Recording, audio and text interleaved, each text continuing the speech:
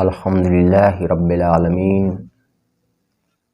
والصلاة والسلام علی سید المرسلین اما بعد فاعوذ باللہ من الشیطان الرجیم بسم اللہ الرحمن الرحیم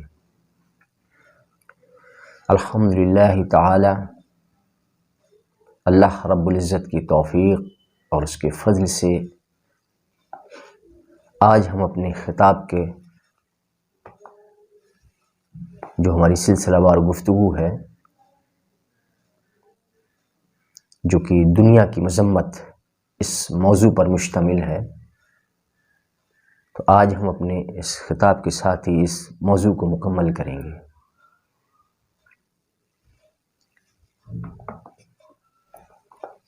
جیسا کہ ہم نے پچھلی کچھ نشستوں میں مال کی مذمت احادیث کی روشنی میں بیان کی تھی، اسی ضمن میں آج ہم کچھ اور احادیث بیان کریں گے۔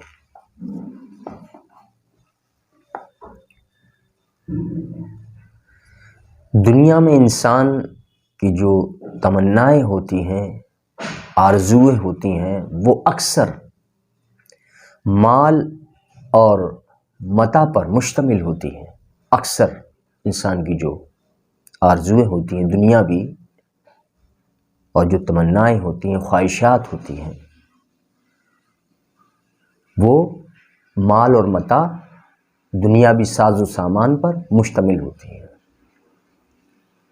کہ دنیا کا زیادہ سے زیادہ مال حاصل ہو جائے، دنیا کا ساز و سامان میرے پاس آ جائے اور میرے پاس زمین اور جائیداد ہو جائے زیادہ سے زیادہ، تو اکثر لوگوں کی آرزویں رہتی ہیں، خواہ وہ مالدار ہو خواہ وہ غریب اور مسکین ہو۔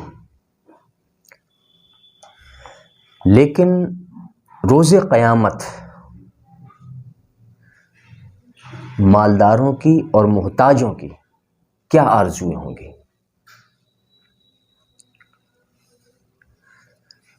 روز قیامت مالدار اور محتاج، یعنی مالدار ہوگا یا غریب ہو، مالدار ہو یا غریب ہو، ان کی آرزویں کیا ہوں گی؟ دنیا کی آرزو تو بس صرف یہی ہے، دنیا اور متاع دنیا، لیکن آخرت میں روز قیامت ان کی آرزویں کیا ہوں گی؟ حضرت انس بن مالک رضی اللہ تعالیٰ عنہ سے روایت ہے کہ حضور نبی کریم صلی اللہ تعالیٰ علیہ وآلہ وسلم نے فرمایا کہ کوئی بھی مالدار اور کوئی بھی محتاج، غریب مسکین اور کوئی بھی محتاج ایسا نہیں جو قیامت میں یہ آرزو نہ کرے کہ کاش اللہ تعالیٰ اسے دنیا میں اس کی حاجت کے مطابق رزق دیتا۔ یہ آرزو ہوں گے قیامت کے دن، یعنی مالدار بھی یہ آرزو کرے گا کہ کاش دنیا میں اسے اس کی حاجت کے مطابق اسے رزق ملتا جس سے اس کی صرف ضرورتیں پوری ہو جاتی، اور غریب محتاج بھی وہ بھی یہ آرزو کرے گا کاش دنیا میں جو ہے مجھے حاجت کے مطابق جتنا رزق ملا اتنا میرے لیے کافی تھا، اور اس سے زائد جو ہمیں مل گیا وہ بھی نہ ملتا، صرف میری ضرورتیں پوری ہوتی۔ یہ دونوں قسم کے لوگ، مالدار اور غریب، دونوں قسم کے لوگوں کی آرزو قیامت کے دن ہوں گی کہ کاش اللہ تعالیٰ اسے دنیا میں اس کی حاجت کے مطابق رزق دیتا اور بہت مالدار نہ کرتا۔ یہ مالداروں کی آرزو ہوگی قیامت کے دن کہ بہت دنیا میں مجھے بہت مالدار نہ کرتا، کیونکہ وہ فقراء کے مراتب کو دیکھیں گے جو انہیں اللہ تعالیٰ عطا فرمائے گا۔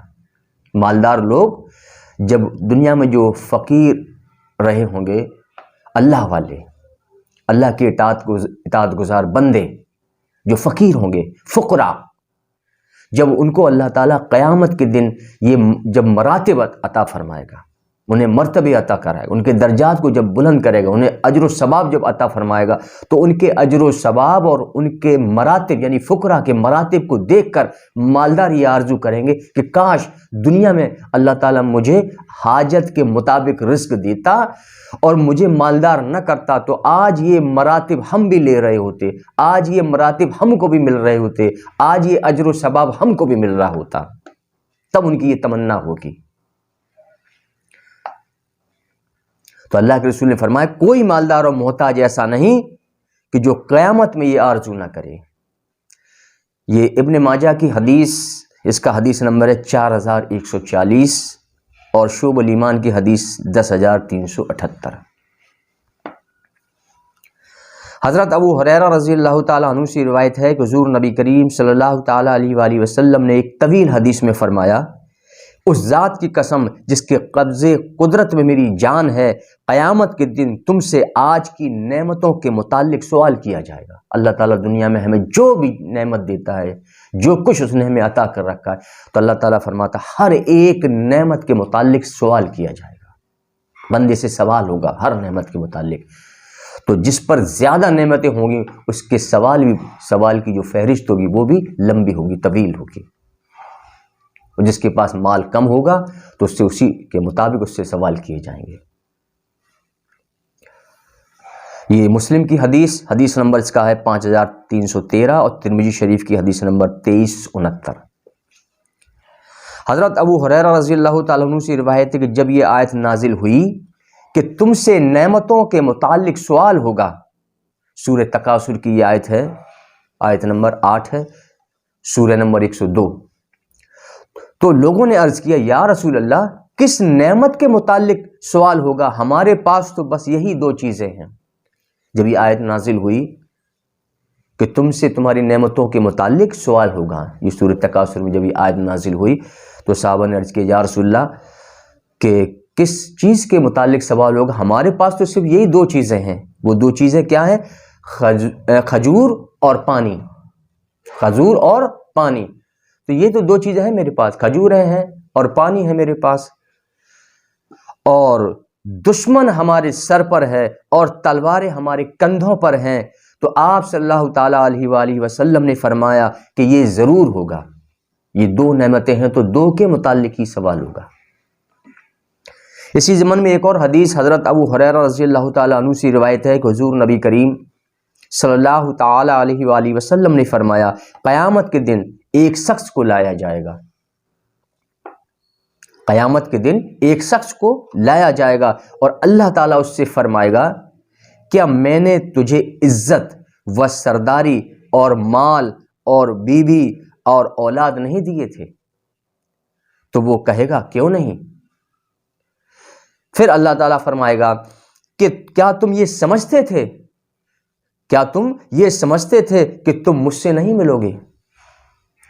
اللہ تعالیٰ نے جس کو عزت دی، سرداری دی، مال دیا، بیوی اور بچے اولاد دیے، تو اللہ تعالیٰ اس سے پوچھے گا کیا میں نے تو یہ سب کچھ نہیں دیا؟ وہ کہے گا ہاں۔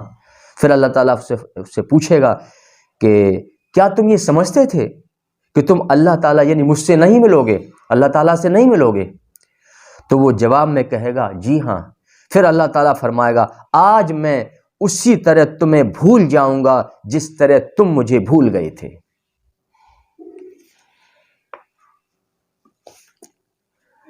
یعنی کہ اللہ تعالیٰ جب اس سے پوچھے گا کہ تمہیں مجھ سے ملنے کی امید نہیں تھی، کیا تم یہ نہیں جانتے تھے کہ تم مجھ سے ملو گے، اور تم سے جو ہم نے نعمتیں تمہیں دے رکھی ہیں ان کے متعلق تم سے سوال ہوگا، تو وہ کہے گا جی ہاں، یعنی کہ ہاں مجھے امید نہیں تھی ملاقات کی۔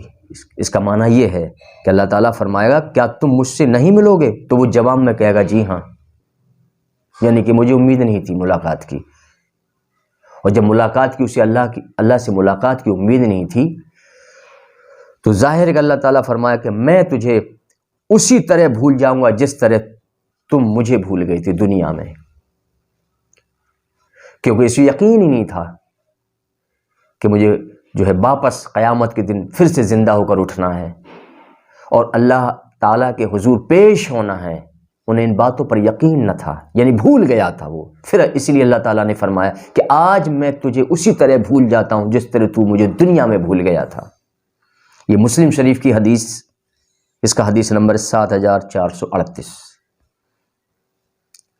اور ابو داؤد کی حدیث، اس کا حدیث نمبر 4730۔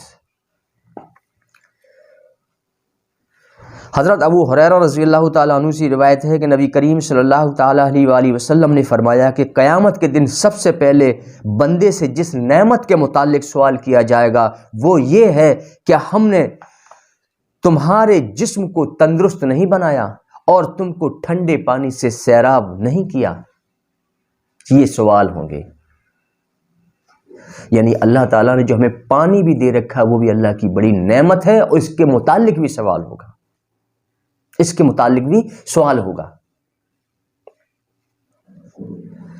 یہ ترمذی شریف کی حدیث 3358 اور ابن حبان کی حدیث 7364. حضرت ابن مسعود رضی اللہ تعالیٰ عنہ سے روایت ہے کہ حضور نبی کریم صلی اللہ تعالیٰ علیہ وآلہ وسلم نے فرمایا کہ انسان قیامت کے دن اس وقت تک اپنے رب کے پاس کھڑا رہے گا جب تک کہ اس سے 5 باتوں کے بارے میں سوال نہ ہو جائے. نمبر 1، اس نے اپنی زندگی کس کام میں گزاری؟ اس نے اپنی زندگی کس کام میں گزاری؟ پہلا سوال. دوسرا، اپنی جوانی کو کن کاموں پر صرف کیا؟ کن کاموں میں صرف کیا اپنی جوانی کو؟ تیسرا، مال کس طرح سے کمایا؟ اور چوتھا، اپنے مال کو تو نے کہاں کہاں خرچ کیا؟ کتنا اللہ کی راہ میں خرچ کیا؟ کتنے مال سے تو نے حقوق ادا کیے؟ کتنا تو نے غریب مسکین کو دیا؟ کتنا تو نے اپنی عیش اور عشرت میں خرچ کیا؟ کتنی اپنے والدین کے لیے خرچ کیا؟ کتنی تو نے بیوی اور بچوں کے لیے خرچ کیا؟ یہ سوال ہوگا کہ مال تو نے کیسے کمایا؟ حرام ذرائع سے، حرام طریقے سے، یا پھر حلال طریقے سے کمایا؟ کیسے کیسے کمایا؟ اور پھر اس مال کو تو نے کس طرح سے خرچ کیا؟ یہ سوال ہونے والے ہیں. اور اپنی زندگی کس کام میں تو نے گزاری؟ یا تو صرف دنیا کو بنانے میں لگا رہا، دنیا کو میری بہتر سے بہتر ہو جائے اس کو بنانے میں لگا رہا، یا پھر اپنی آخرت کو بہتر اور سنوارنے میں لگا رہا اور اپنی آخرت کے لیے دنیا میں توشہ تیار کرنے میں لگا رہا. یہ سوال ہوگا کہ اس نے اپنی زندگی کن کاموں میں گزاری. اور جس نے اپنی زندگی سے اپنی دنیا کو بہتر بنانے کے لیے، دنیا کو عیش و عشرت کی بنانے کے لیے، یعنی اس کی زندگی عیش و عشرت کی ہو جائے، اپنی زندگی کو عیش و عشرت کی بنانے کے لیے، زیادہ سے زیادہ مال کمانے کے لیے، زیادہ سے زیادہ زمین اور جائیداد جمع کرنے کے لیے اگر اس نے اپنی زندگی گزاری تو سمجھو وہ خسارے میں چلا گیا اور وہ آخرت میں ہلاک ہونے والوں میں سے ہوگا. اور جس نے اپنی زندگی اللہ کی اطاعت میں گزاری، اللہ کے رسول کی اطاعت میں گزاری اور وہ گناہوں سے بچتا رہا اور اپنی آخرت کو بہتر بنانے کے لیے نیک عمل کرتا رہا، تو اس کی زندگی، اس کی اخروی زندگی بہت بہتر ہوگی اور وہ نجات یافتہ بندوں میں سے ہوگا اور وہ جنت والوں میں سے ہوگا. وہ اللہ کے غضب اور اللہ کے عذاب سے محفوظ رہنے والوں میں سے ہوگا وہ. تو اللہ تعالیٰ ان 5 چیزوں کے متعلق جب تک سوال نہ کر لے، یہ اللہ کے رسول فرماتے ہیں کہ اس وقت تک بندہ اپنے رب کے پاس کھڑا رہے گا. اپنی جوانی کو کن کاموں میں صرف کیا اور مال کس طرح سے کمایا اور اپنے مال کو تو نے کہاں کہاں خرچ کیا، اور اللہ تعالیٰ نے یہ 5واں، اللہ تعالیٰ نے جو تجھے علم دیا اس علم پر تو نے کیا عمل کیا؟ یا تیرا علم صرف لوگوں کی واہواہی حاصل کرنے کے لیے تھا اور لوگوں سے عزت طلب کرنے کے لیے تھا، یا اس علم سے مال کمانے کے لیے تو نے وہ علم سیکھا تھا اور تیرا عمل جو تھا صرف اس علم سے مال کمانا مقصود تھا، یا تو نے اس علم پر صحیح عمل کیے، جو علم تجھے اللہ نے دیا اس پر تو نے عمل کیا اور دین کی تبلیغ کی اور وہ علم دوسروں تک پہنچایا. اس طرح سے اس علم کے متعلق بھی سوال ہوگا کہ اس پر تو نے کیا کیا عمل کیے، اللہ نے جو علم تجھے دے رکھا ہے. یہ ترمذی شریف کی حدیث، اس کا حدیث نمبر ہے 2416. حضرت ابو ہریرہ رضی اللہ تعالیٰ عنہ سے روایت ہے یہ اگلی حدیث کہ نبی کریم صلی اللہ تعالیٰ علیہ وآلہ وسلم نے فرمایا کہ قیامت کے دن بارگاہ خداوندی میں ایک شہید پیش کیا جائے گا.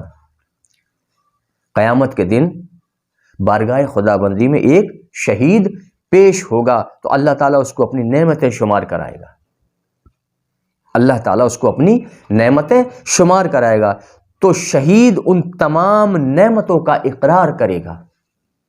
پھر اللہ تعالیٰ فرمائے گا کہ تم نے کون سا عمل کیا، یعنی ان نعمتوں کے شکر میں، تو وہ کہے گا اے اللہ میں نے تیری راہ میں جہاد کیا یہاں تک کہ میں شہید ہو گیا۔ پھر حکم ہوگا کہ تو جھوٹا ہے، وہ شہید سے کہا جائے گا کہ تو جھوٹا ہے، بلکہ تو نے جہاد اس لیے کیا کہ تو لوگوں میں بہادر مشہور ہو جائے اور مخلوق کہے کہ فلاں شخص بڑا بہادر ہے، اور تیری بہادری دنیا میں مشہور ہو گئی۔ پھر اس شہید کے لیے حکم ہوگا کہ اسے دوزخ میں لے جاؤ، اور تو فرشتے اس کو گھسیٹتے ہوئے منہ کے بل دوزخ میں ڈال دیں گے۔ یہ حال اس شہید کا ہوگا کہ جس نے اللہ کی رضا اور خوشنودی حاصل کرنے کے لیے اللہ کی جو اس میں جو اس کے جو شہادت میں جو اور اس کے جہاد میں اس کی شہادت اور اس کے جہاد میں اگر اخلاص نہ تھا تو اس کی شہادت بیکار گئی، اس کا جہاد ضائع ہو گیا، اور ایسا شہید بھی منہ کے بل دوزخ میں گھسیٹتا ہوا ڈال دیا جائے گا، اس کی شہادت بیکار چلی گئی، کوئی اس کو فائدہ اور نفع نہ دے گی، کیونکہ اس نے وہ عمل جو جہاد کیا، کفاروں سے لڑا، وہ عمل دنیا کے لیے تھا، مخلوق کے لیے تھا، نہ کہ خالق کے لیے۔ خالق کے لیے عمل وہ ہوتا کہ میرے رب تو راضی ہو جا، یعنی جس میں اللہ کی رضا اور خوشنودی شامل ہو اس عمل میں صرف، اور اس میں کوئی دنیاوی غرض نہ ہو، یعنی وہ عمل دنیا کے لیے نہ ہو، دنیا والوں کے لیے نہ ہو، صرف وہ عمل اللہ کے لیے ہو۔ اے اللہ میں تیری رضا کے لیے، میں تیری خوشنودی کے لیے اور اجر و ثواب کی نیت سے میں یہ عمل کر رہا ہوں، اور اس کو اس طرح سے ہر عمل کو انسان کو چاہیے اس طرح سے پوشیدہ رکھے کہ میں جانوں میرا رب جانے، دنیا کو دکھلاوا نہ کرے کسی عمل کے لیے، ورنہ وہ عمل اس کا ضائع ہو جاتا ہے۔ تو اس نے وہ اگر جہاد اخلاص کے ساتھ کیا، خالص اللہ کے لیے کیا، تو وہ بارگاہ خدا بندی میں مقبول ہے، پھر وہ شہید ہے، اور وہ عمل اگر اس نے دنیا کے لیے کیا تو اس کی شہادت ضائع ہو گئی اور وہ دوزخ والوں میں سے ہو گیا۔ پھر وہ شخص پیش ہوگا، یعنی دوسرا شخص، پھر وہ شخص پیش ہوگا کہ جس نے علم دین سیکھا، پھر وہ شخص پیش ہوگا جس نے علم دین سیکھا اور دوسروں کو سکھایا۔ ایسا شخص جس نے خود علم دین سیکھا ہوگا وہ دوسروں کو سکھایا ہوگا، ایسا شخص اللہ کی بارگاہ میں پیش کیا جائے گا، تو اللہ تعالیٰ اس کو اپنی نعمتیں شمار کرائے گا، تو وہ شخص ان تمام نعمتوں کا اقرار کرے گا۔ پھر اللہ تعالیٰ فرمائے گا کہ تو نے ان نعمتوں کے بدلے میں کیا اعمال انجام دیے۔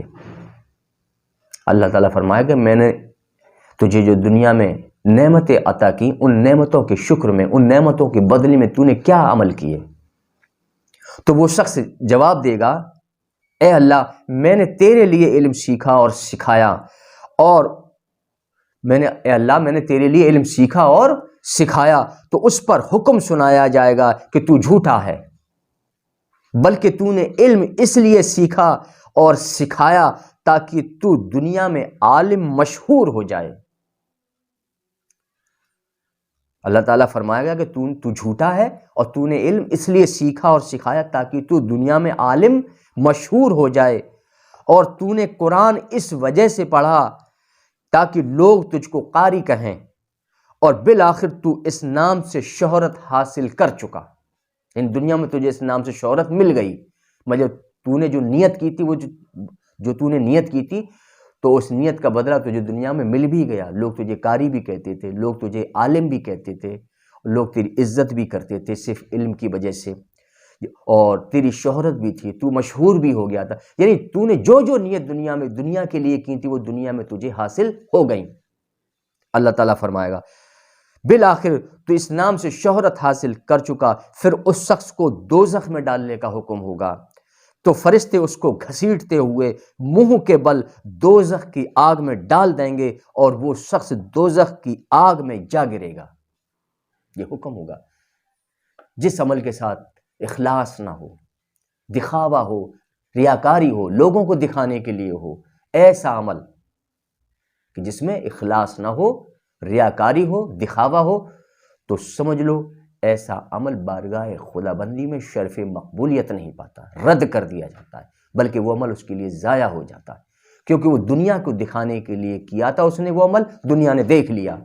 جس کو دکھانے کے لیے کیا تھا اس نے دیکھ لیا، وہ چاہتا تھا لوگ دیکھیں میرے عمل کو، تو لوگوں نے دیکھ لیا، حساب برابر ہو گیا۔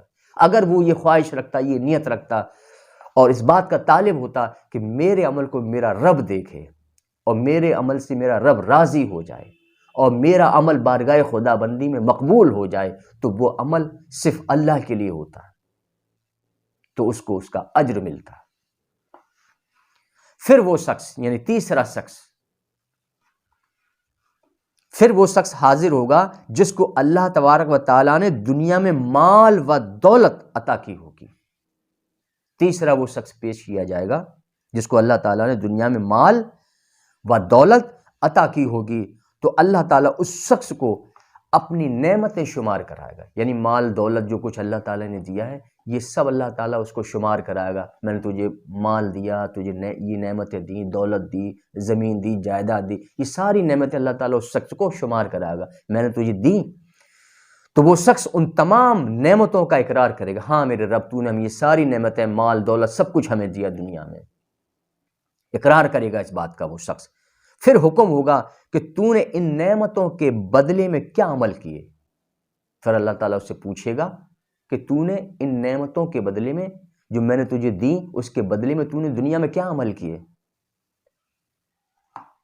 تو وہ شخص عرض کرے گا، اے اللہ، میں نے تیری رضا اور تیری خوشنودی حاصل کرنے کے لیے میں نے اپنے مال و دولت کو تیری راہ میں خرچ کیا۔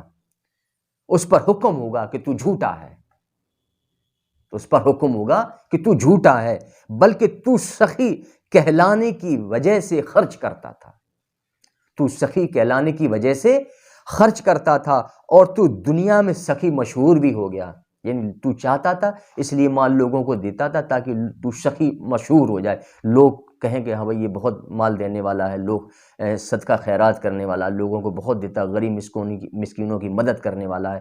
تو جو چاہتا تھا کہ لوگ ایسا میرے متعلق گمان رکھیں، تو لوگوں نے ایسا گمان تیرے متعلق رکھا اور لوگ تجھ کو جانتے تھے کہ سخی کہتے تھے کہ بھائی بہت بڑا دینے والا ہے وہ، غریب و مسکینوں کی بہت مدد کرتا ہے وہ۔ تو دنیا میں جو تو چاہتا تھا وہ تجھے دنیا میں مل گیا، تو نے وہ مال جو خرچ کیا میری راہ میں، میری راہ میں میرے لیے خرچ نہیں کیا، میری رضا کے لیے نہیں، میری خوشنودی کے لیے نہیں، اور تو نے اجر و ثواب کے لیے بھی نہیں، بلکہ اس لیے کہ لوگ تجھے سخی کہیں، لوگ تجھے سخی کہیں، اور لوگوں نے تجھے سخی سمجھ لیا، سخی مان لیا۔ تو جو تو چاہتا تھا وہ تجھے دنیا میں تو حاصل ہو گیا، بلکہ تو سخی کہلانے کی وجہ سے خرچ کرتا تھا اور تو دنیا میں سخی مشہور ہو گیا۔ پھر اس شخص کو دوزخ میں ڈالنے کا حکم ہوگا، تو فرشتے اس کو گھسیٹتے ہوئے منہ کے بل دوزخ میں ڈال دیں گے۔ یہ نسائی شریف کی حدیث ہے، اس کا حدیث نمبر 3142۔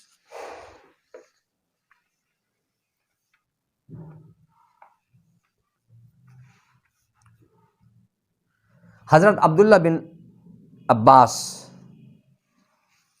رضی اللہ تعالیٰ عنہما سے روایت ہے کہ رسول اکرم صلی اللہ تعالیٰ علیہ وآلہ وسلم نے فرمایا کہ تیرا مال وہ ہے، اللہ کے رسول فرماتے ہیں کہ تیرا مال وہ ہے جو نیک اعمال کی صورت میں تو نے آگے بھیجا، اور جو مال تو اپنے پیٹھ پیچھے چھوڑے گا وہ مال تیرا نہیں بلکہ تیرے وارثوں کا ہوگا۔ یعنی کہ جو مال انسان اپنے مال کو راہ خدا میں اللہ کی رضا کے لیے، جس میں دکھاوا نہ ہو، اخلاص ہو، وہ مال جو اس نے آگے بھیج دیا وہ بے شک اس کے کام آنے والا مال ہے، جو اس کے آخرت میں اسے نفع دے گا۔ اور جو مال لوگوں کو دکھانے کے لیے اس نے دنیا میں خرچ کیا، وہ مال اس کے آگے تو گیا ہی نہیں، وہ یہیں کا یہیں رہ گیا، وہ مال آگے نہیں جاتا ہے، وہ دنیا میں ہی رہ جاتا ہے، کیونکہ اس کی نیت میں دکھاوا شامل تھا، اس کی نیت میں ریاکاری شامل تھی کہ لوگ دیکھ لیں میں نے اتنا خرچ کرتا ہوں دین کی راہ پر، راہ خدا پر، غریب مسکینوں پر، لوگ جان لیں۔ تو جو مال وہی آگے جانے والا ہوتا ہے اس کے ساتھ، اور اسے آخرت میں نفع دینے والا ہوگا، جو مال اللہ کی رضا کے لیے دیا جائے، اجر و ثواب کی نیت سے دیا جائے، اور اس میں ذرہ برابر بھی دکھاوا اور ریاکاری نہ ہو، بلکہ اخلاص ہو، وہ مال آگے جانے والا۔ جیسے کہ اللہ کے رسول نے فرمایا کہ جو مال تو نے آگے بھیجا تو وہ مال تیرے کام آنے والا ہو، جو تو یہاں چھوڑ کر مرے گا وہ تو تیرے وارثوں کا ہوگا۔ یہ بخاری کی حدیث، اس کا حدیث نمبر ہے 6442، نسائی کی حدیث نمبر 3646، حاکم کی حدیث نمبر 7913، اور سنن کبریٰ یعنی بہقی سنن کبریٰ کی حدیث نمبر 6509۔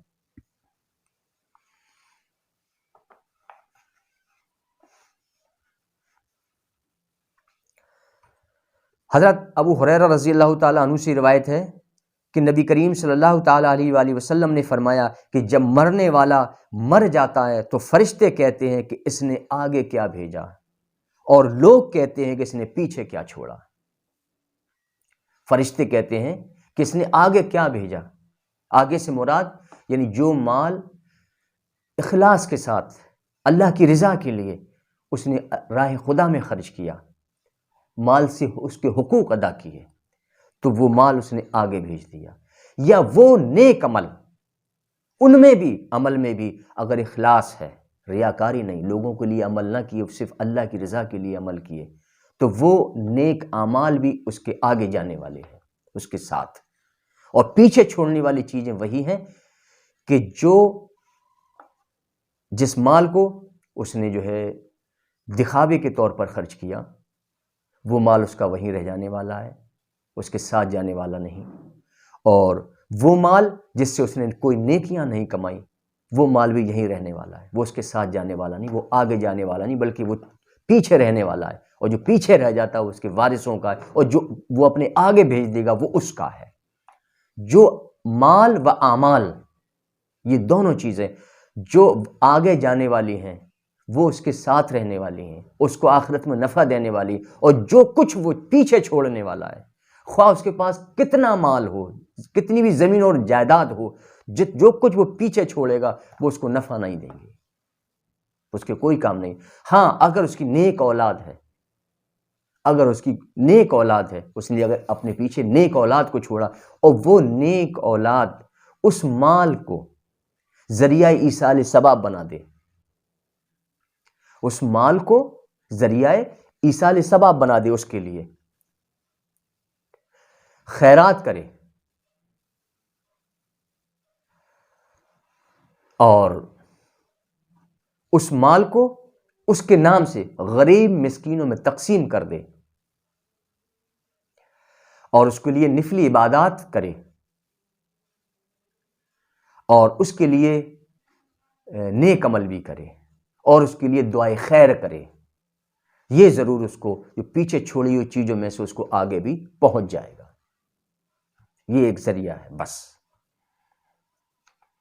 یہ شعب الایمان کی حدیث ہے، اس کا حدیث نمبر ہے 10445۔ حضرت مطرف رضی اللہ تعالیٰ عنہ اپنے والد سے روایت کرتے ہیں کہ میں رسول اکرم صلی اللہ تعالیٰ علیہ وآلہ وسلم کی خدمت میں حاضر ہوا۔ اس وقت آپ الہاکم التکاثر کی تلاوت فرما رہے تھے، پھر آپ نے فرمایا کہ بے شک بندہ کہتا ہے کہ میرا مال میرا مال، مگر اس کا مال تین طرح کا ہوتا ہے کہ جو اس نے کھا لیا اور ہضم کر لیا، اور جو اس نے پہن لیا اسے پھاڑ لیا یا بوسیدہ ہو گیا، اور جو مال راہ خدا میں آگے بھیج دیا۔ ان کے علاوہ جو بھی مال وہ سب چھوڑنے والا ہے، اور وہ اللہ تعالیٰ کی طرف جانے والا ہے۔ یعنی اس کا مال صرف تین طرح کا ہوتا ہے کہ جو اس نے کھا لیا اور ہضم کر لیا، اور جو اس نے پہن لیا اور پھاڑ لیا، جو دوسرے طرح کا مال یا بوسیدہ ہو گیا وہ۔ یا وہ مال جو راہ خدا میں آگے بھیج دیا. یہ 3 قسم کا مال ہے. اور جو آگے بھیجا راہ خدا میں وہی اس کے کام آنے والا ہے, اور جو پیچھے چھوڑا وہ اس کو جو ہے اس مال سے کوئی نفع حاصل نہ ہوگا آخرت میں.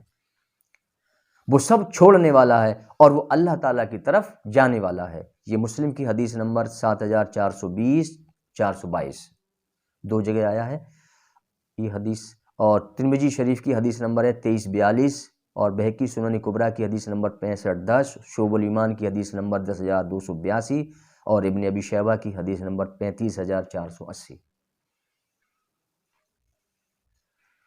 حضور نبی کریم صلی اللہ تعالیٰ علیہ وآلہ وسلم نے فرمایا کہ بندے کے 3 دوست ہوتے ہیں. بندے کے 3 دوست ہوتے ہیں.